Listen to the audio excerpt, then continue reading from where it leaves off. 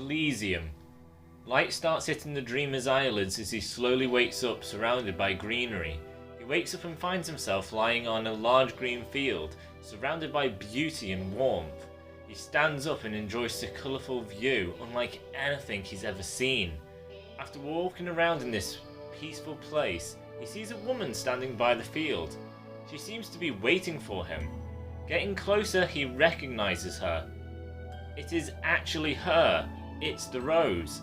He runs up to her and finally they reunite.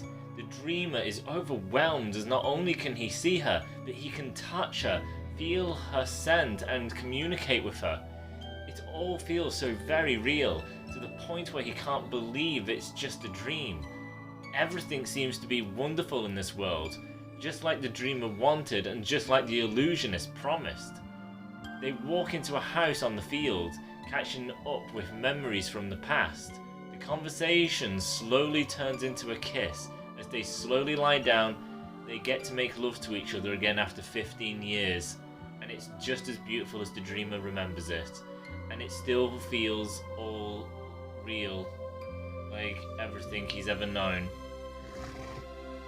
Okay, so first track on the second disc. This is a pretty long track. You're looking at how long is it? 12 minutes 17 seconds. This track is. So it's a pretty long track. I think longer than all the tracks on Act 1.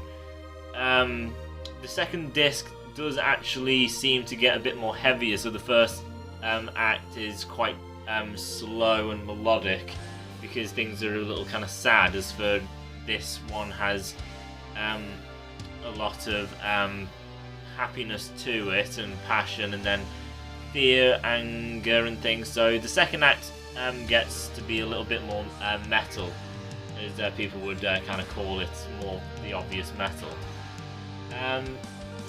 That YouTuber I mentioned who reviewed this, Empyrean Serpent, I think that's what he was called, said that Elysium was a really interesting track.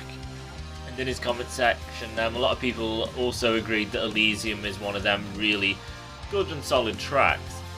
So I want to bring this up because I have a problem with this song, and I actually have a fair few problems throughout the second act.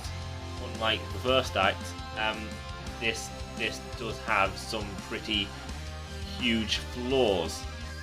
So I'm going to go track by track. So Elysium. Obviously this is a brand new disc which you could listen to later, so it doesn't just run off on its own. It has a build-up, so he's entering this dream world. So the song takes a while to begin. It actually takes 2 minutes for this song to actually kick in and start properly. So the first thing you hear is you got some building atmosphere. You got the sound of chirping birds. And this kind of goes on for 2 minutes. Like literally it's like chirping birds and just like this atmosphere, just, you know, giving you the picture, just building the anticipation, creating the world.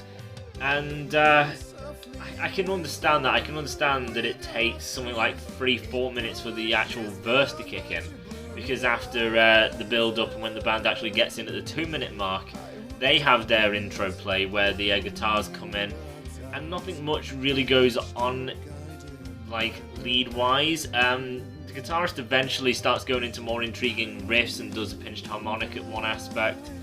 So it starts getting a bit more kind of musical, I think, because this is a dream world and it's so cheerful. There should have been this amazingly beautiful, swooping lead or something. But when he actually does kick in, it actually gets quite interesting.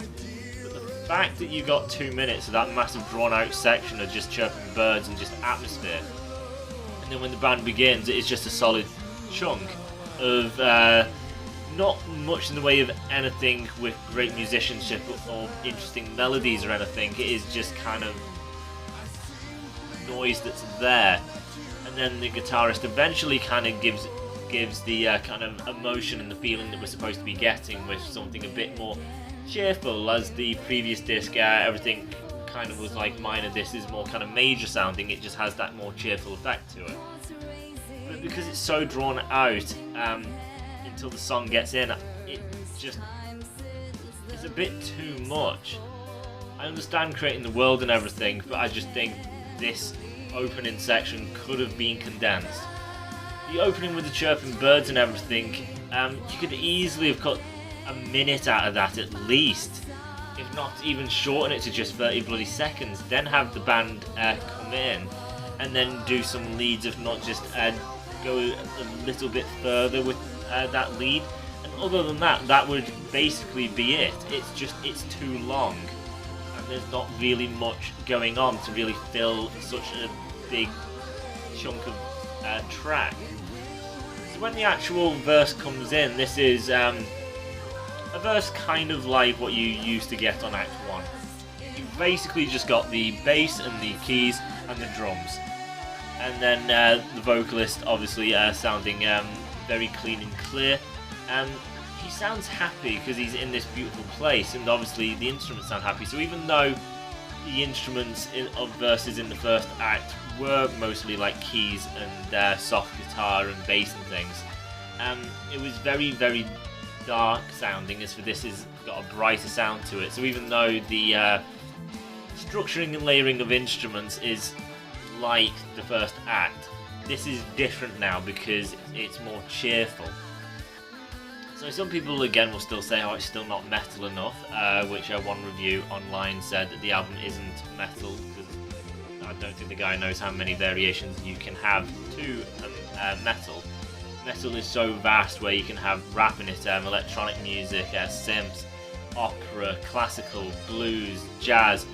You can have so many things in metal that I think the guy kind of just misses the point that there's more to metal than just heavy music. There's way more to it than that. Metal music to me is basically, all it means to me is talent. That's all it is. It's not basically how heavy something it is or how much shred a person can do. No, it's showmanship. That is what I class the metal genre as. It is the genre of brilliant musicianship and technical feats and great storytelling and great emotion. That is what metal is. So again, that reviewer is entitled to his opinion. I just think he kind of misses the mark of what metal is. This still works as metal.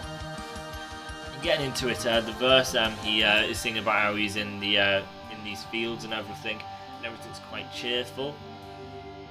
And then when he sees the rose, the chorus gets a bit more uplifted. The guitar work does a bit of that kind of lead work that he did in that small aspect of the intro, but it doesn't go that far that it's really this great super lead. The rose actually sings in the song, which is a good thing because it gives variety to the music. You've got a 2-hour album, so it's nice to get variation.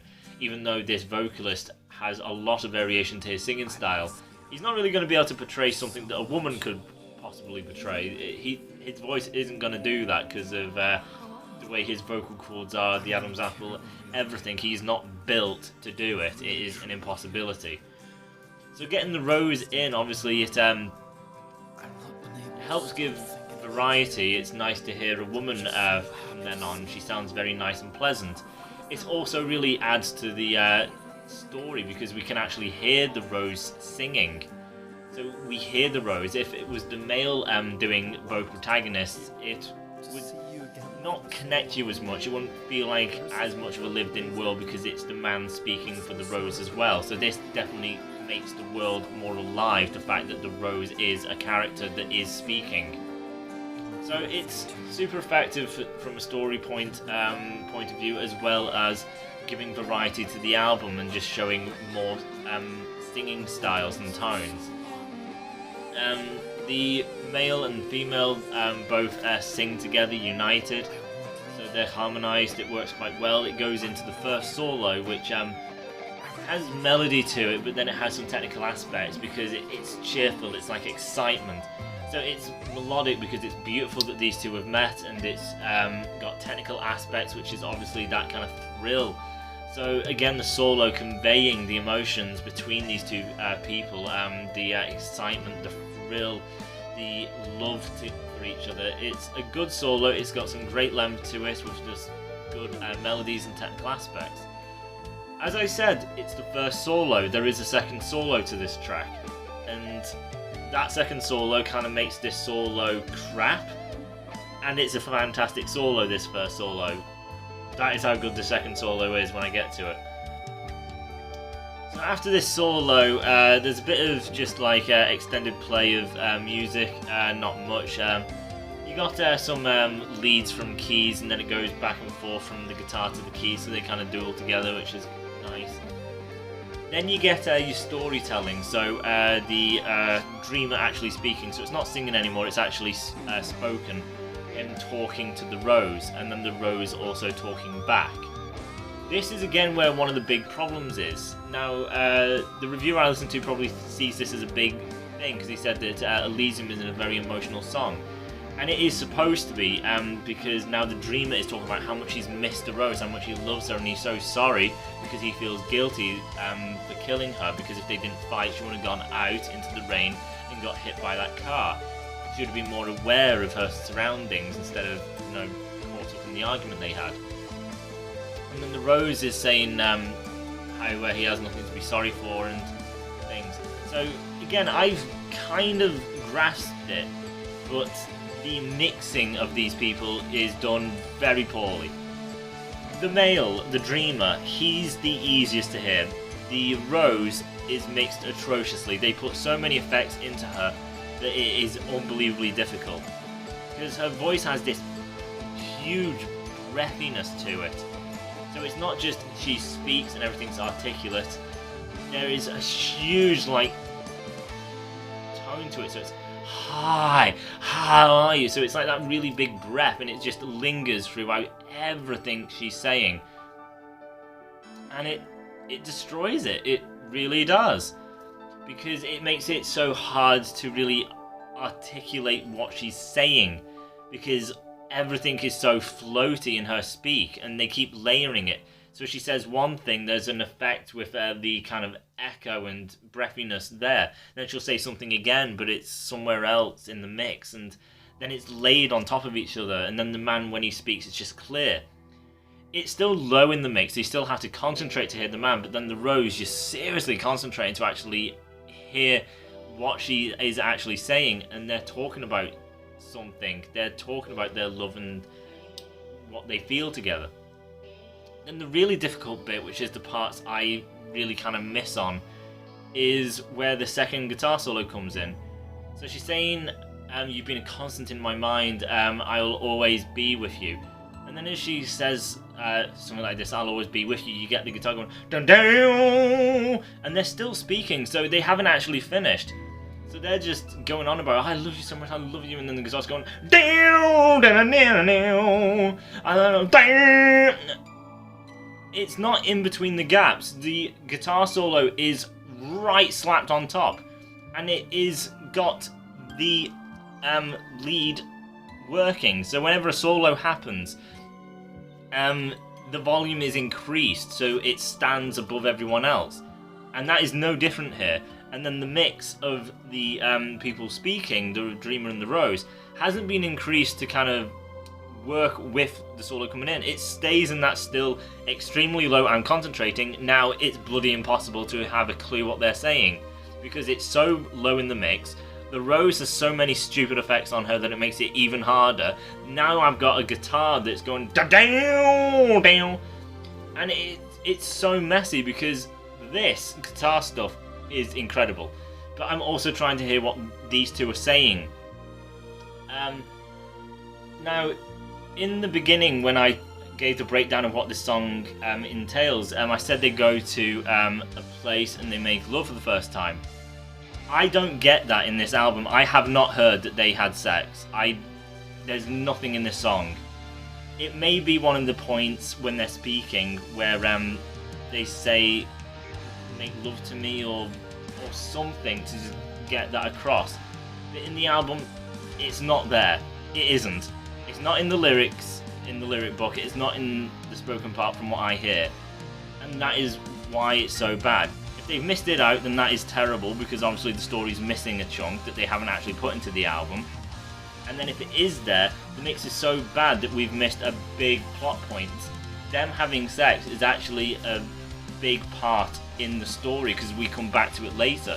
So the fact that it's drowned over, it's not good. That's if it is even there in the first place. Because I say, I don't know, because I can't hear it. I've listened to so many versions of this. I've listened to MP3 versions. Then I got higher quality MP3 versions. I've listened to it in the car, on my TV, on my phone, headphones. I got the CD. I listened to it on the CD. And obviously the CD is the most clear quality I've managed, but it's still so difficult. Some people may say, oh, it's quite clear, but it should be clear on every device. Just because someone may have a device where it is actually clear and you can hear it, doesn't mean, oh, it's therefore acceptable, because there's about a trillion other devices where it's not hearable. It's a plot point, it's a big story, it shouldn't be mixed like that. Just no, it's not acceptable, and I can't forgive that. Anyway, the solo. So the solo is starting with the dun dun dun dun dun. It's blues. It's a blues solo. It has pause. It has warmth, and it's so soft, and it has flow to it. This, and some people may have a go at me for this, but this is such a well-crafted blues, melodic blues / metal solo that has a long length to it and has great slow build. This is something that could rival that. Joe Satriani and Steve Vai, guitar gods. I gave a 10 out of 10 on the acoustic solos of Scent of a Rose. This unlocks a whole new tier. This goes 11 out of 10. It unlocks God tier of a solo. This solo is so well crafted, so emotional and heart-wrenching. It's so warm, so well done. I want to know what the guitarist went through to orchestrate this solo. Did he write it? Did he just belt it out in one sitting?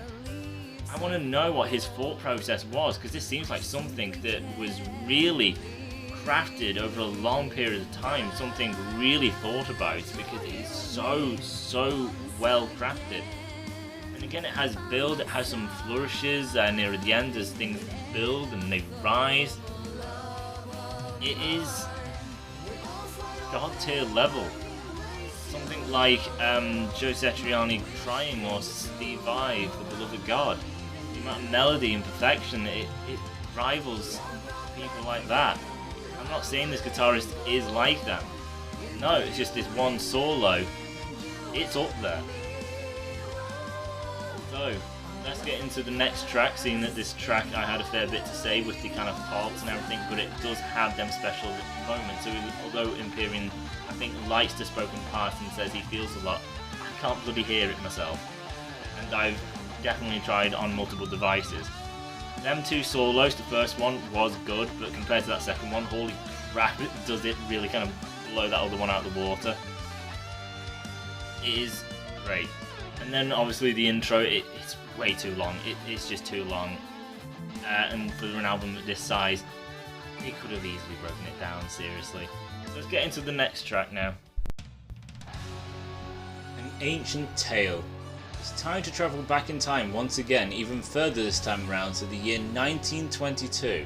At the Egyptian National Library in Cairo, we see a young illusionist who, inspired by the Great Book of Music written by Al-Farabi, 872-950, is fascinated with the power of music. Even more so, he's interested in using music in therapy or as a method of spiritual healing. He writes a melody and builds a music box, hoping to create something that would ease his pain. His creation was the lullaby, and upon listening to his finished work for the first time, he experiences his first trip into his dream world, much like the dreamer would do in the future. In his dream world, he reunites with his son, who died at the age of 4. And seeing his son once again, he is overwhelmed with joy as he holds his son in his arms. Satisfied with the result of the lullaby, the illusionist gets back into the real world with a new purpose. Realizing what he's been able to create, he becomes eager to help other people to heal with his invention. One day, while rushing through the busy streets of Cairo, the illusionist is involved in a mix-up accident where he bumps into two strangers. He accidentally dropped the music box that turned up in the hands of two scientists named William and Thomas. They call for the man whose box they picked up, but the illusionist has already disappeared among the busy crowd. Once in their lab, they discover the powers of the lullaby and do quite a few experiments together. William travels into the dream world while Thomas observes the experience from the outside. Thomas found it fascinating how the person in trance would move and speak in the real world the same way he'd do in the dream world. However, through the many experiments they do, William and Thomas encounter some worrying results. They discover the difficulty of snapping out of the dream if you happen to be desperate after something that you'd encounter in it. William gets stuck in the dream and only manages to get out of it due to Thomas outside, who is aware of what's going on. Thomas eventually manages to make William snap out and wake him up after having stopped breathing for a longer time. They both decide that the lullaby is too dangerous to keep experimenting with, so they agree to get rid of it. However, leaving the music box unguarded at one point allowed the illusionist who had found them to retrieve his invention. He had heard their plan to break it, yet not of the dangers that had occurred. He walks away still feeling that his destiny is to keep helping people out with their problems, being unaware of the effects the dream world can have. The illusionist spends his years travelling the world and helping people to find peace by giving them a trip to the dream world before disappearing from their lives in search of the next person. When it comes to the people that the illusionist had tried to help prior to the dreamer, the illusionist always played them the melody and left as soon as they fell into the dream world. Him getting them there was his only duty. It was satisfaction enough for him to have had helped them get there, so he didn't need to wait for them to wake up and receive gratitude. This is why he remained unaware of the effects the lullaby can have throughout all these years. The illusionist never stayed in the dream world, forgetting about reality. Finally, in 1989, as we've already heard in Invitation, the illusionist gives the music box to the dreamer, making the dreamer become the last person he tries to help, hoping that maybe the dreamer would later pass the lullaby on to people in need the same way he did. Okay, so there's a lot of story there, but the song length is actually not the longest. It's only 7 minutes 36 seconds. So even though it is a lot of story, probably more than any other track, this is, as I said, 7 minutes 36. So musically, this actually takes quite an interesting shift because, yet again, we are introduced with something really different and new. Now, in Invitation, I said that there was like an Egyptian sound when we were singing about the illusionist. I don't know if I explained why that was, or that I would explain it later. If I have, then you already know. If not, then here you go. It's the illusionist's like theme. If you were to listen to a movie and a character would have a theme to them, that's kind of what it's like here with the illusionist, because he's obviously in Cairo in Egypt, so it sounds Egyptian. And when you first meet the illusionist in Act 1, that is the same sound. So it is the sound of the illusionist. It's the music for the illusionist, which I think is pretty clever. I kind of like that. Also, the fact that it gives a whole new realm to the music from all the different stuff we've had prior to this. Some of the great things about it is, obviously, as the song starts, we get horns. That's something good. So it's very big and symphonic, and then we've got like some chimes and things that you would hear in something from Egypt or something. And then furthermore is what the singer is also capable of. So when the verse starts, it's still, you know, kind of soft and everything with kind of like keys and things. But it doesn't take long until it gets back into being heavier, because as I said, from Elysium onward, the music is heavier. It is technically what you would class, well, a few people would class as metal. So eventually it gets heavier, but the good thing with the vocalist is he actually has like a weird kind of accent to him. So the music sounds like Egyptian, Tunisian, and so does the vocalist in a strange way. Now, on my channel I've talked about the band Miraf. Some people may not know who that band is, but it is a Tunisian band. They are from Tunisian roots. That is where they are from. So the vocalist obviously kind of has that accent, and then they play it into their music. That is the sound of Miraf. And the weird thing with this track, An Ancient Tale, is it sounds like Miraf. The music definitely sounds very heavily Tunisian, or obviously Egyptian. And the vocalist does the same thing. He sounds like the vocalist of Miraf. He has that same kind of accent. He has that same delivery style. So when the guy with Miraf sings, he has this kind of flow to him. He has this weird accent. And this singer portrays that quite well. Which I just think just adds again to the creativity and the diversity of the vocalist. Again with the musicianship, because it does that as well. So as I said, this has heavy riffs in it, so you get a lot of heavy sounding riffs, and then it's got some of the kind of, you know, epic symphonic elements with the kind of horns and the strings and things, giving it that Tunisian Egyptian kind of sound. You get a short guitar solo kind of after the first chorus. I think that's kind of where it was.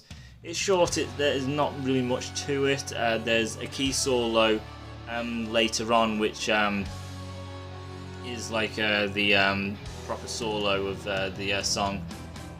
Again, there's not much to the key solo either. It's not overly technical. It's just basically just keeping kind of the melody of the song. It's not one of the better features. The best feature of An Ancient Tale is just the fact that the whole track sounding, as I said, Tunisian and Egyptian.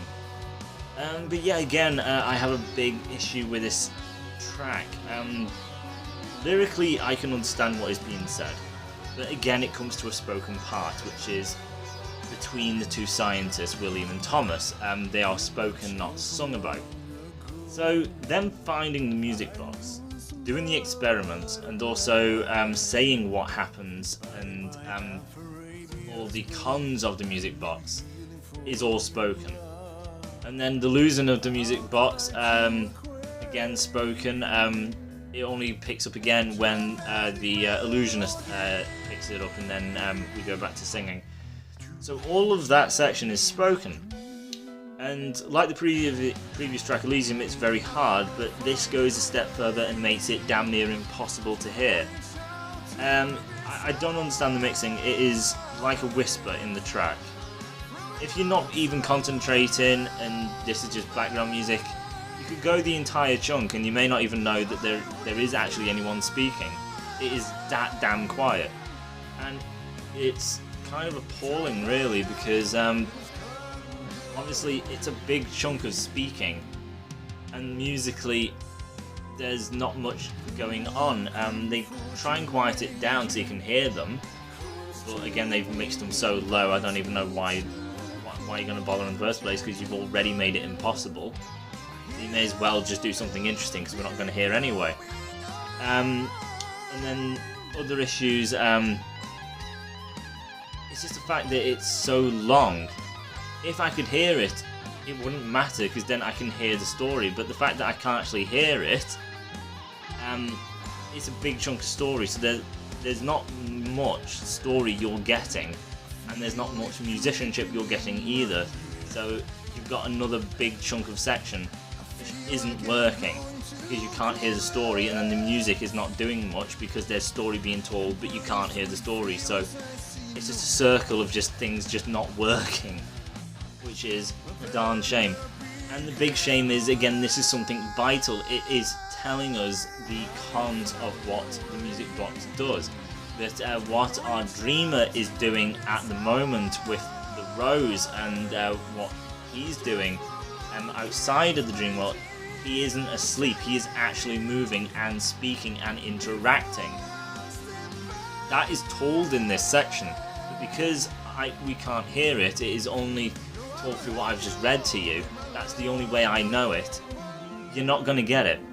So again, him having sex with the rose in the previous track that we didn't really hear, if not, it may not have even been told, which is a big problem, because that means he's had sex with someone. Who is it? And then this part saying that in reality, what you do in the dream world, you also do in reality. That connects that then. So when he has sex with Rose and he's talking to someone in reality, and he did have sex with someone in reality. I wonder who it was. You don't get that because you don't hear what the scientists are saying. You don't hear that the dreamer and the Rose even really had sex, because it's so difficult if it's even there, because I can't hear it. So it's bad. It's like, oh, this is big, like what a twist. I didn't know that he had sex with someone else. I wonder who it is or what this means. It's missing. You can't hear it. It's a big problem. The storytelling isn't an issue. It is very interesting. I really enjoy the story. It's a great story. The musicianship is great. It's just the fact that this is mixed appalling. That is it. If the mix worked in this huge chunk section where they're talking about the story, I would not mind if I could hear it. But the fact that I don't, and the music's not doing anything, I can't give props to anything. There's just nothing going on. So yeah, it sounds really, really bad because this is really flawed when this is a 2-hour, 7-minute humongous story, and they are crippling the big points and plot because it's mixed so terribly in there. Yeah, it sucks, but let's not forget the musicianship, the vocals, the amount of variety on here. It's still incredible, and this track still is something uniquely different outside of every other track. No other track has that Egyptian, Tunisian sound to it, so that is pleasant. And the vocalist, the fact that he can put that kind of accent on is incredible. So even though there's a fault, it is still good, but it's not one of the best because you do have that big chunk of not really anything, and being irritated at the fact that I know how important it is and I can't hear it, so every time I hear it I'm always like gutted and disappointed. Let's go on to the next track. When Liberty Calls, we now go back to present time again, into the dream world and back to the dreamer's perspective. The dreamer begins to question whether he should ever go back to the real world again. Everything in this altered dimension is perfect for him, and so he cannot see a reason for him to go back. Out here he can be reunited with the Rose, where they can both be immortal forever. Or at least so it seems. The feeling of being free is too tempting, and the dreamer considers staying in the dream world forever. Without too much hesitation, the decision is made. So this track is pretty simplistic. It is just acoustic and not really much of anything else. It's just clean sounding music with vocals over the top. There's no solos or anything. It's just basically singing the lyrics of what I've just mentioned, as well as musically being clean with the acoustics and stuff. It's a good showmanship vocally, because there's some nice kind of high notes that he hits, and just some good tones that he uses, so you get to just hear more that he can do with his voice.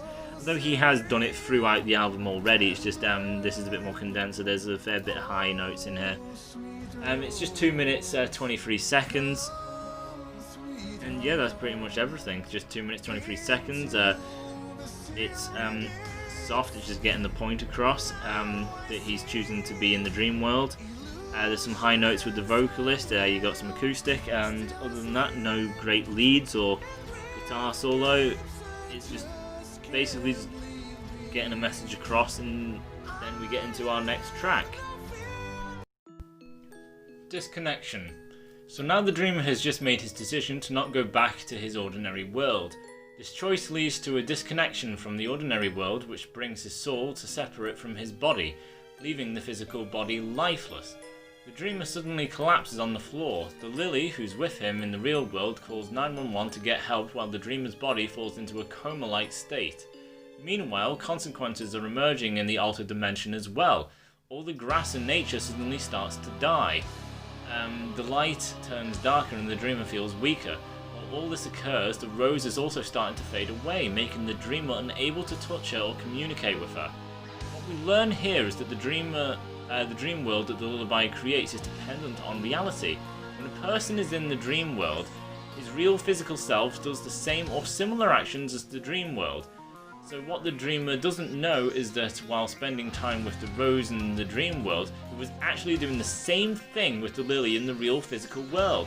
The lullaby works in such a way that it is the connection to reality that in turn creates the illusion of the dream seeming real. You talk, touch and move in reality as the lullaby translates all those actions and senses, filtering them through your inner desires and creating the illusion.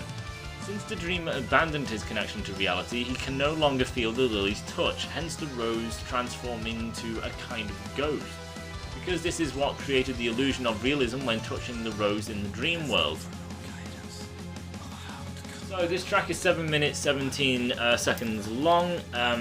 Again, this track goes down a different kind of sounds than previous tracks have done prior. And it still is moving forward with that kind of real dark metal aspect.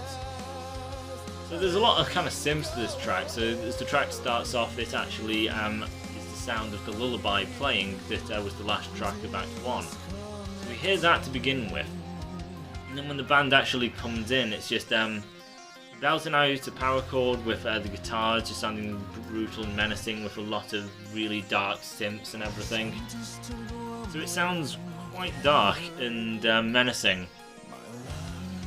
And then when the verse comes in, the vocalist there sounds dark. The chorus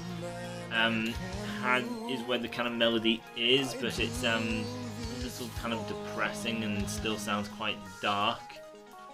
As the vocalist is singing about how the dreamer doesn't know how it can be and the world is like falling down around him. So it's quite sad. The solos in this track also you get your first part, which is between the guitars and the keys. The first guitar solo has a bit of melody to it. There's a lot of like wah use that he does. Then it shifts to the keys, and then later, not too long, so there's nothing really in between. It's just a bit of a gap. And then you get your proper guitar solo with a decent length again, which is great. And this one has a lot more kind of wah use to it, so it sounds incredibly whiny. I don't know if this guitarist has used wah at any point prior to this, but it's a lot of wah use, so it just really makes the guitar just kind of sound like it's whining. Probably why it's called a wah. Whining. So that's kind of used throughout. I don't think he ever kind of turns the thing off. It's just an entirely long solo just full of wah, and it just makes it sound incredibly, as I say, whiny. It's probably again to kind of work with the fact that everything for the dreamer is kind of disconnected and depressing, as well as giving that kind of disconnection kind of sound with the kind of wah.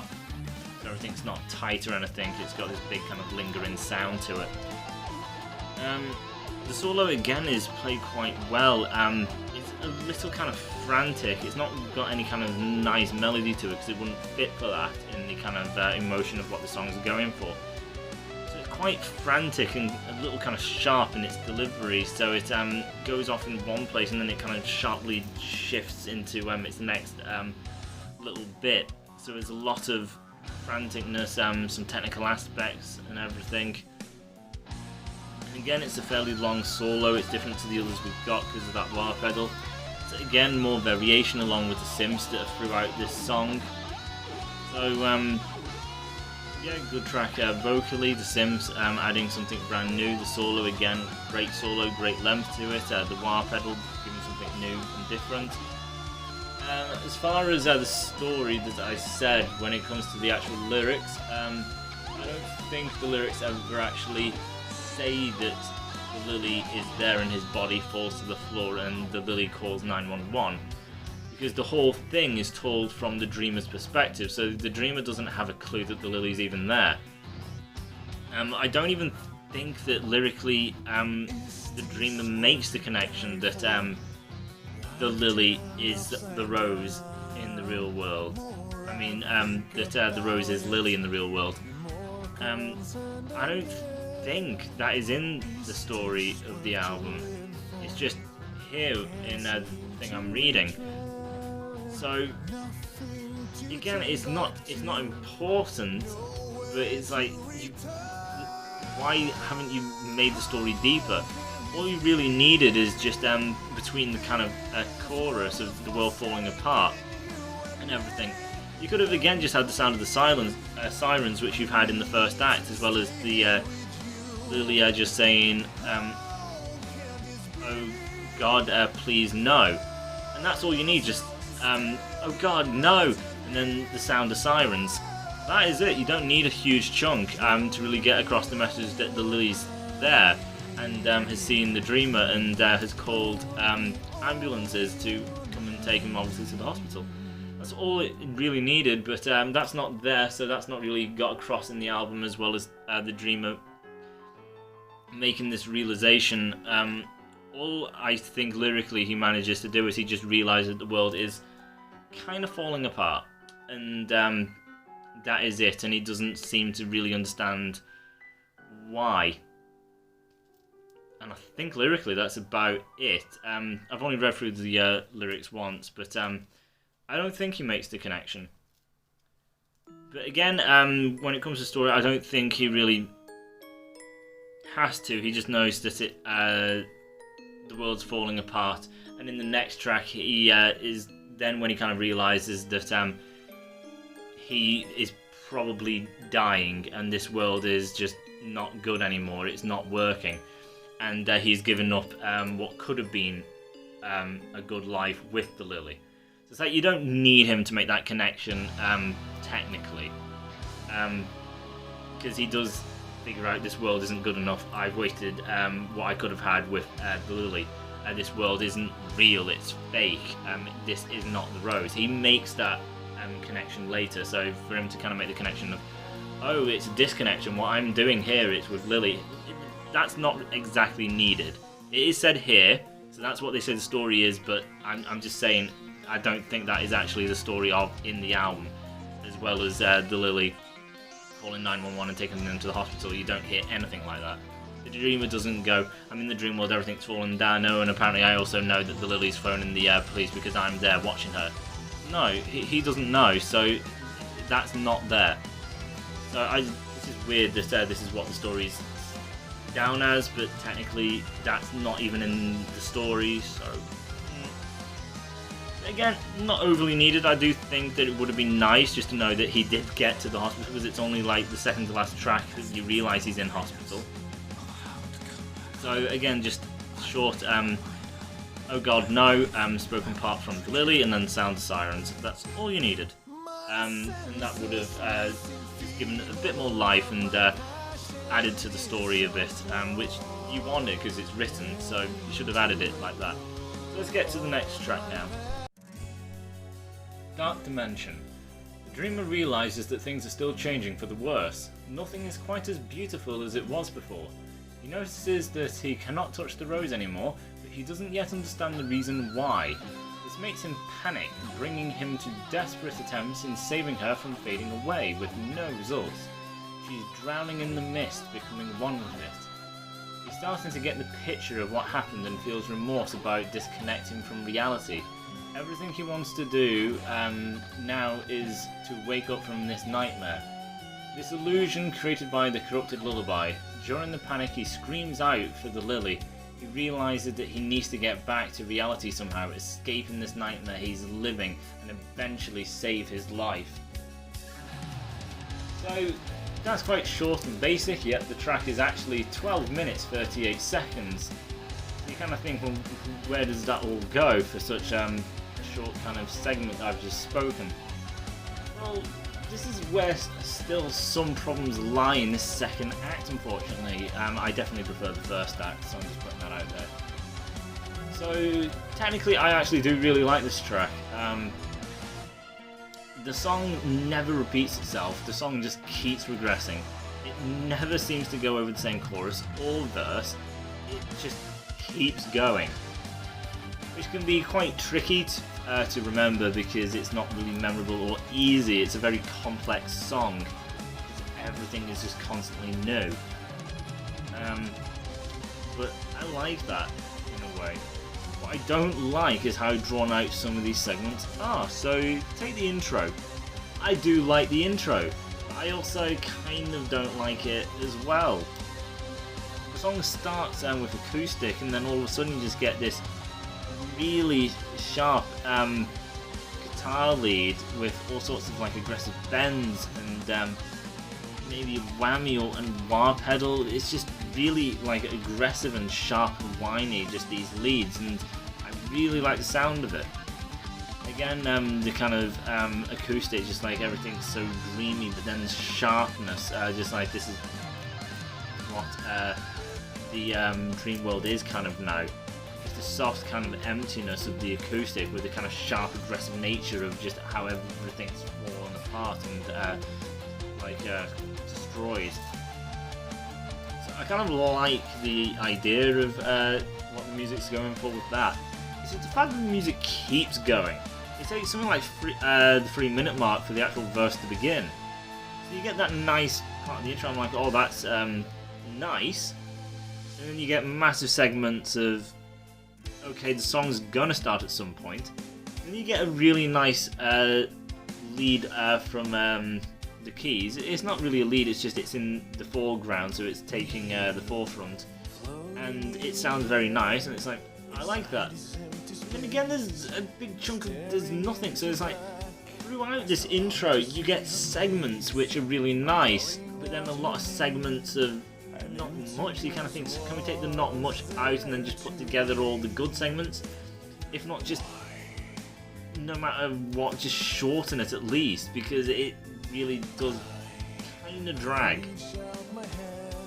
You admire it for what it is, but nevertheless, I'm trying to give it an easy listen or just something to easily get into.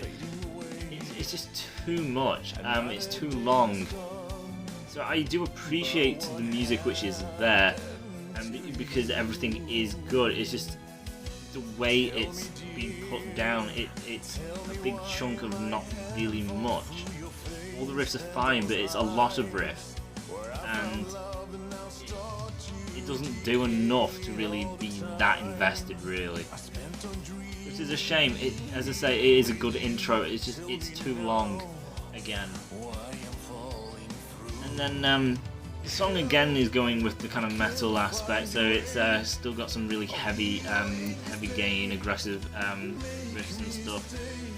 The verse sounds dark, of course, and the first little chorus, well, actually the pre-chorus, the vocalist keeps rising in high pitchedness until he gets to a point where he's singing in a style of I would call Bruce Dickinson, just like Bruce Dickinson kind of belts notes out. The vocalist has this small aspect before the chorus where he does that. You can probably tell, as I say, it's basically when the vocalist starts going from clear and clean, and then he just keeps rising in high pitch until he starts belting it out, and he has that Bruce Dickinson kind of vibe to him. As for, as I say, the first verse,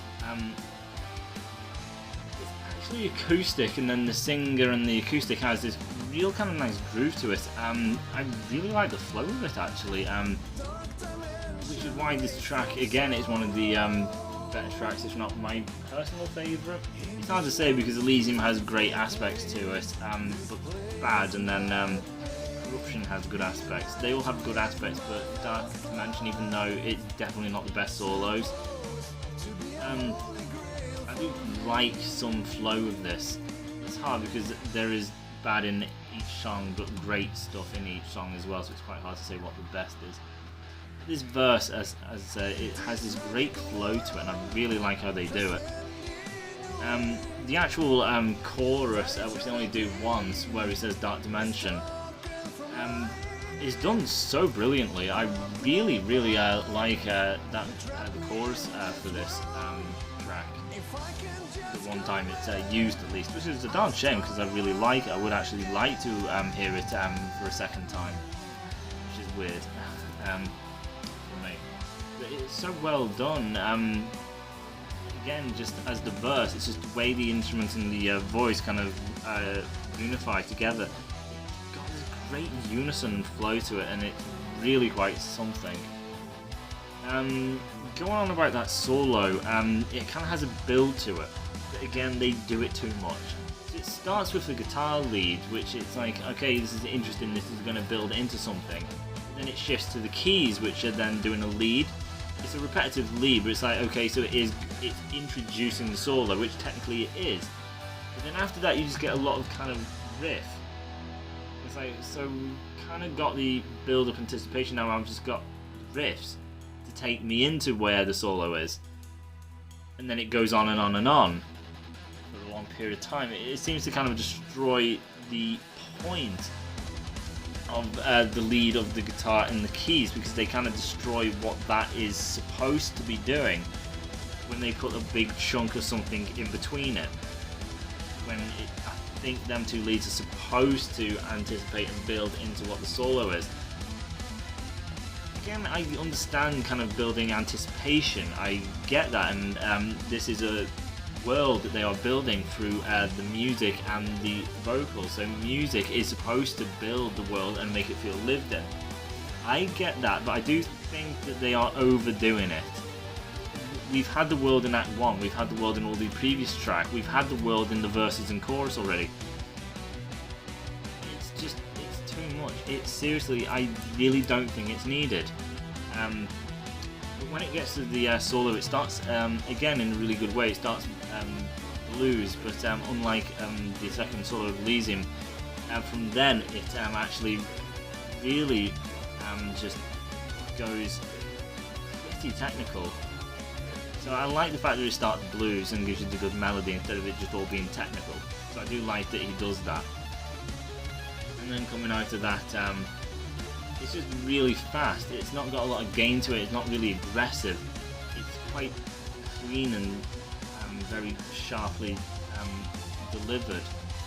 It's very technical. One aspect, I think he's playing with the one hand, you know, over the top of the neck, and is doing the hammer-ons and pull-offs and things, and two-handed tapping and things. So I think he's doing a quite vast variety of technical abilities in this solo, which again sounds pretty nice. Still, I prefer the more melodic solo, which is why I will always choose that second solo of Elysium.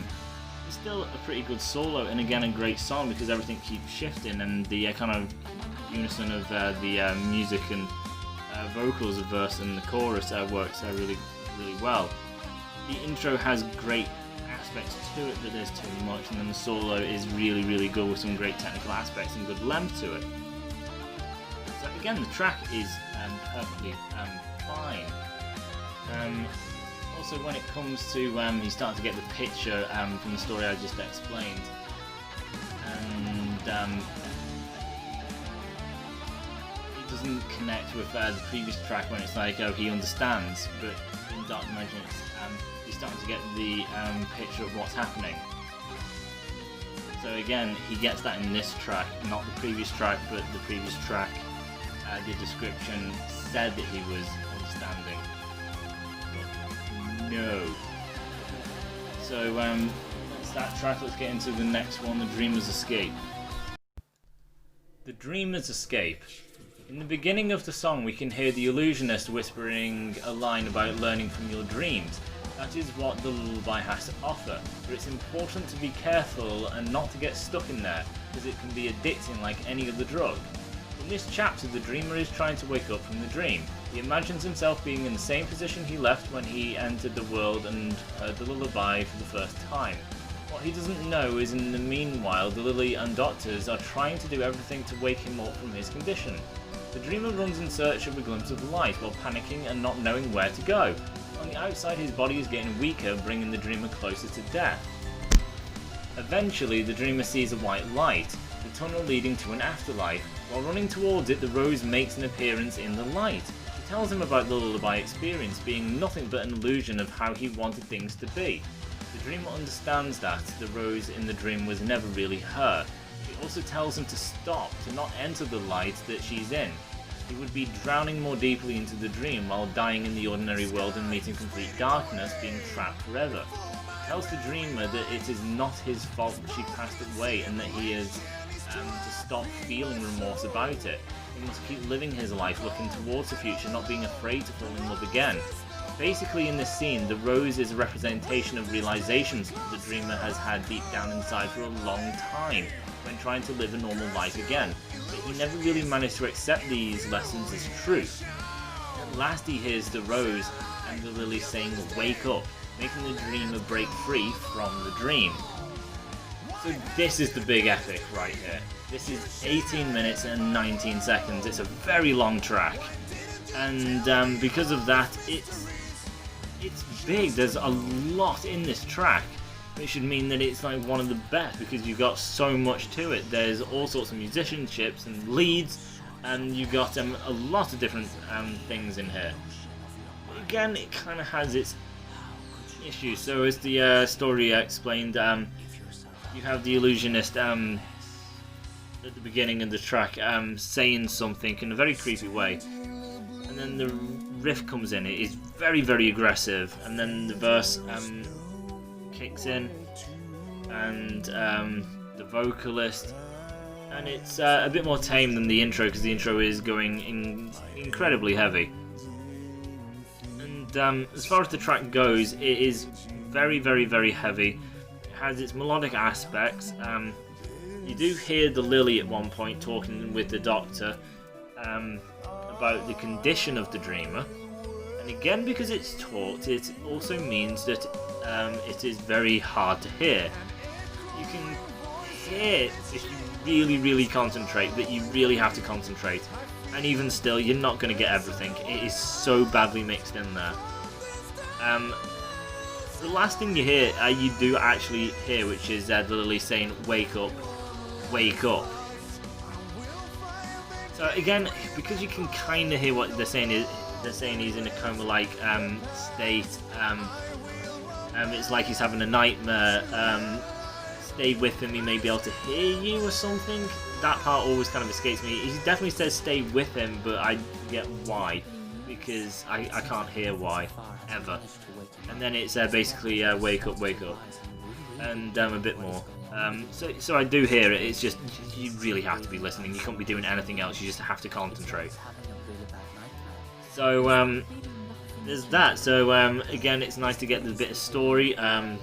You also do hear the rose as well. When she speaks, it's a lot clearer, which is thank goodness that you can actually hear the rose saying what I've just said, that she isn't really the rose, just what he's picturing. So he's projecting that image of the rose. So even though what she's saying isn't the rose, what she is saying he knows to also be true. What she is saying is truth, which is she's not real and you need to escape. You need to live your life with the lily. You can't let her pass. You're gonna die here, so seriously, wake up and stop living in the past, because it's destroying your present and also destroying the future. So that is a really good lesson that a lot of us can learn from. So I like that aspect. I really kind of like the lesson given, that a lot of people go through remorse, a lot of people struggle and they linger on these struggles and they can't break out of it, and they always search for things. And life, like the dreamer who's had good times with the lily that was established in Act 1,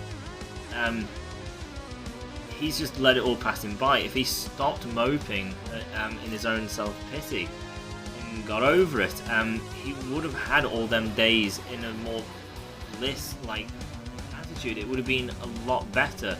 But he wrecked all of those times and then the future he could have had because he can't escape. It's a lesson we could all learn by, and it's a very interesting one. And then being trapped in a dream and in these kind of memories, it's not reality.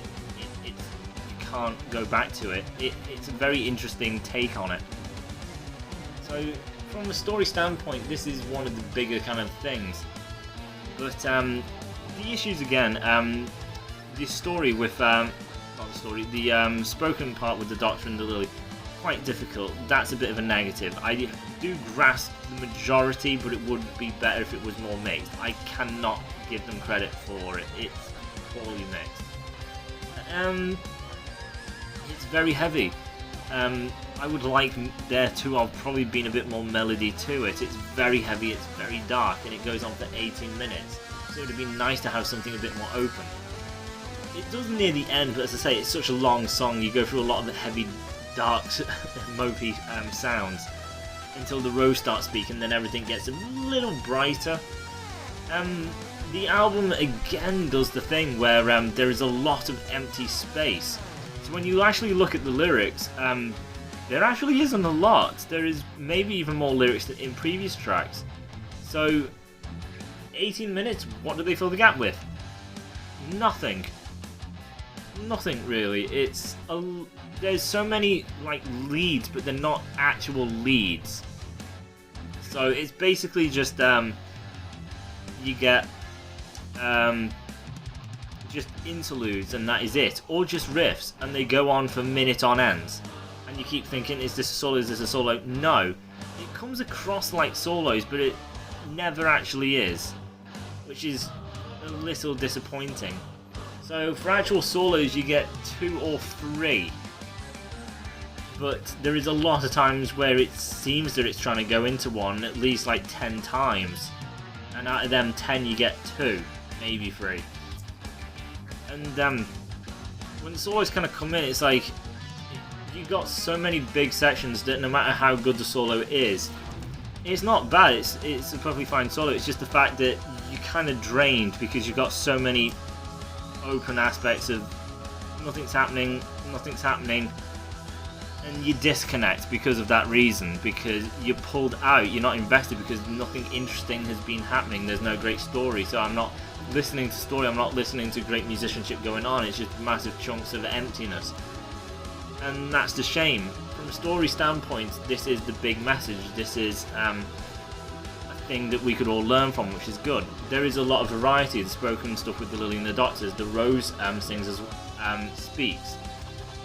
And then we get the Dreamer. There is a lot of music in here, but it's not as varied as it probably should be.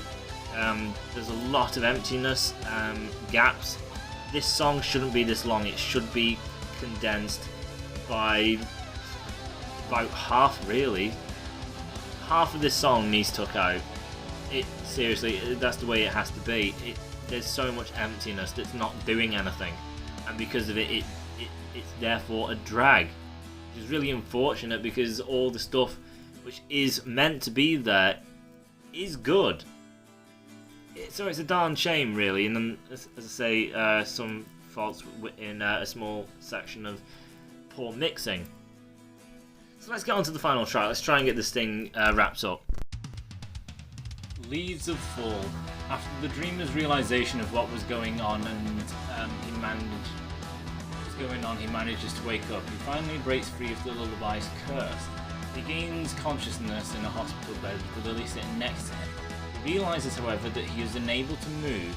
He can hear what's going on in the room and a dialogue that is taking place about his condition, yet he cannot move a muscle, nor can he open his eyes. He learns the biggest lesson of his life: to not live life in regret, to always try to look forward and to always keep on going, because otherwise we'll all go through our own version of the corrupted lullaby. The dreamer's decision made him learn an important lesson, yet it is too late for him to heal from his state he's in. He eventually opens his eyes right before his final breath. The Lily being next to him notices and stares right back at him.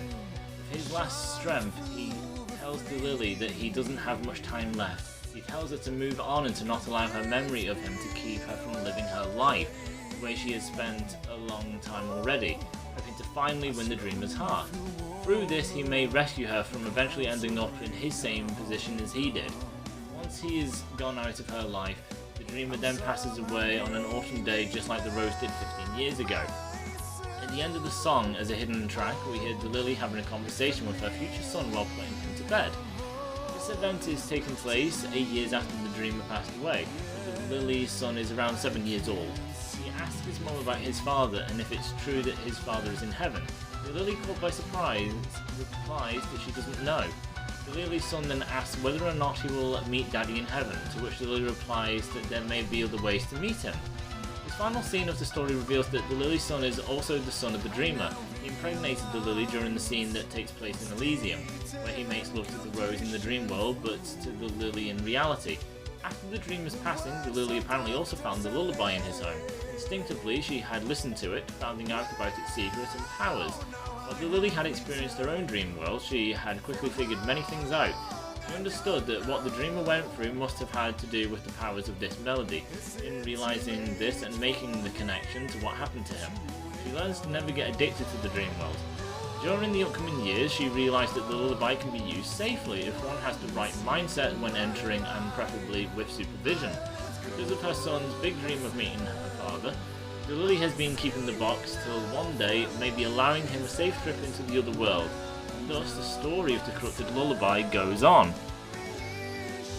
Final track, 11 minutes 23 seconds. So, a fair bit again to this track, although it's morbid because the Dreamer obviously passes away. It is technically one of the more uplifting tracks. So as it starts, it has melody to it and a softness, but it does have a really slight uplifting tone about it.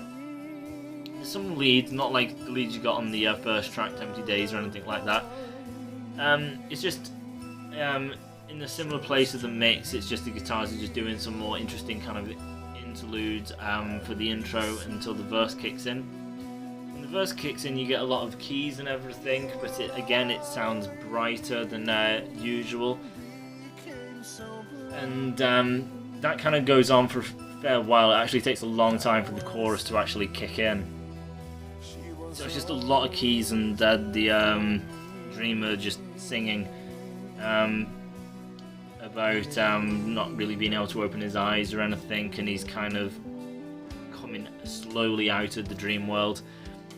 So with that, it's just soft, but it has some warmth about it. The chorus, when it actually gets to it, has a real nice softness and melody to it. It's one of the definitely more nicer choruses of the album. The solo that actually happens is technically the lead that you got in Empty Days. So in that intro for the first track of the first act in Empty Days, there is a bit of a lead, and that is now here, but it sounds different. It's technically the same, but it doesn't sound dark and depressing like in Empty Days. It's played the same, but now it's like played in major than minor. It's way more cheerful in sound, which is quite nice because it's like it's come full circle now. It's gone back to the beginning with that lead, which was sad, but now we're ending on the same kind of rhythm but on a nicer note as he comes to the end of his days now. It is quite fascinating just kind of how that is kind of thought through. And when the lead finishes, it goes into the rhythm of what Empty Days was as well, but again sounding brighter and a bit better. It then goes back to some softness, again sounding a little major, but still it is sad. The Dreamer obviously is dying and he's wasted his time and he has to tell the Lily, who is also sad as well. But the Dreamer now has realised, and I think is in acceptance, and the Lily isn't going to obviously be looking back about this. She will move on and not become like the Dreamer once was. So although it's sad, it does have this like happy message about it and peace to it. And that's the tone it seems to go for. It's sad, but there's a peaceness kind of to it. And they kind of nail that tone quite well. Because it's not cheerful, it's not like it's someone's birthday or anything in tone. It's just got this slight niceness about it. It's like, although I'm dying, it's okay. It's okay. And they kind of play with that in tone. It's quite nice. And then nearer the end of the track, the vocalist really kind of comes into his own, as well as the vocals doing the kind of most uplifting end. The singer gets quite high, not really high pitch, it's just his voice elevates, the music elevates, and it just quite uplifting, and it's a really nice way to end the track, because it just, after all of this, all the drama that's been through, because it's quite a depressing album, it just ends on quite a high note. When it actually comes to the hidden track that was mentioned, where the Lily talks to the child, that is actually all spoken, and there is actually zero music. So it's the kid going, "I'm not tired." His accent is really frustrating. And then the Lily saying, "Young man," and then talking about the dad, and then heaven and everything, and then blah blah blah blah blah blah blah blah blah. And it's just a huge chunk section of just talking, and there's zero music. And it's really weird. We've always had music, and when there's been talking elements, we've had music. So the fact that there is just zero music, it's just all of a sudden talking. Until you kind of get to the end, when the Lily puts the kid to sleep and goes, and you can hear her open the music box, and then the lullaby starts playing. And that's how it ends. It's just weird. It would work with music, and as I said, I have complained that the music has drowned out talking. If you mixed it better, it should have music. It's just 2 hours, 7 minutes of like music, and then right at the end, it's nothing but talking. It's really a huge disconnect. It's really weird, and I don't really like it. I know that piece is there now, so when I go to listen to this album, I don't really play it. I just turn it off. Like, oh, it's the sun, and I just fill the gap in myself. There's nothing to really listen to. I know what they're going to discuss. There's nothing musically really for me to listen to at that point. So I just shut it off. And that's that. So that's the end of the album. So, rating. Now, in the first act, I obviously gave a lot of praise. And in speaking to people, like my YouTube friend Daniel, as well as my dad and all the family members, I've hyped this album a lot, saying that this is one of the best albums I've ever reviewed on my channel. I love this album. But in Act 2, I've given some flaws. So even though I love this album, and technically I would love to give this thing a 10 out of 10, nothing gets past me. I don't become a fanboy. There is faults. There's some major faults. Some of the story that they've mentioned in this thing isn't actually in the bloody album. The mixing of story, which are major points that we need to know, we don't hear. So the fact that there's a child at the end and the dream is the dad, in the album we don't know that, because we haven't had that said in the album unless it's in one of the spoken parts, but we can't hear it.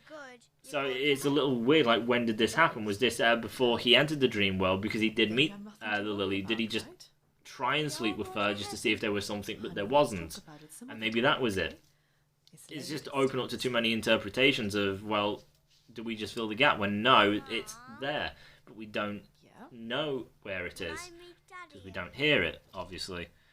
So that's bad. So there's bad mixing. There is massive filler in the second act, so much filler, and the only reason I know, as I said, there's world building and everything, but I also think it has to do with the fact that the first act was an hour and so many minutes, and if they condensed the second act down with all that filler, maybe it would be less time, like some around 40 minutes or something, goodness knows. And if so, going from Act 1 to Act 2, the Act 2 just may seem a bit empty compared to Act 1, so they wanted it to kind of match. Who knows? But as far as story building going, if that's the point, it's too much. It's not world building, it's not storytelling through music, because they do that, but then they just go way too far with it. So they get their point across, but then keep going. So there's a lot of filler. The mixing of some of the spoken story parts is atrocious, therefore some story elements don't actually come across very well. And some tracks in the second act I think could do with a bit more melody, but other than that, this is a huge album. The album is humongous. You get so much variation: acoustic, classic, blues, metal, melody, some amazing solos, acoustic solos, that bluesy solo in Elysium. The story is huge. You get song parts with the Dreamer, then the Rose. You've got the sirens. You've got the Lily's phone call in the first track. You got Lily speaking in the other tracks. You got the Cairo Egyptian sounding track. You get the synth sounding track of Disconnection. There is so much in this album that musically, let's just take the story out for a minute.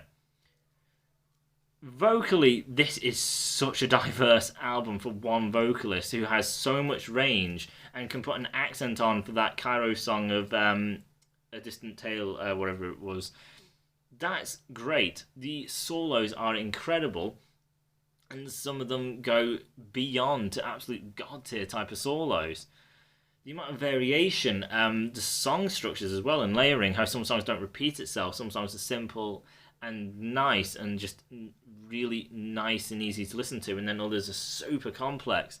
There's so much to it. And then you put that story on, even though, as I say, it's hard to get the full story, but as I say, you can get aspects if you really concentrate. And it's a great story, it's a great concept. And it is just beautiful music, because it's not just brutality and heaviness. I love the melodies. So I love this, and with how much is in it, just the fact that there's so much effort vocally and musically and storytelling, and just everything, and then how they've done everything with sound effects and spoken parts. I would love to give this a 10 out of 10, but at the end of the day, I can't, 'cause there is faults. So I'm going to give it a 9 out of 10. This is amazing. It's not a good album. It's not a very good album. It's not a great album. It's an amazing album. An incredible album. It's not a masterpiece, but it is damn incredible.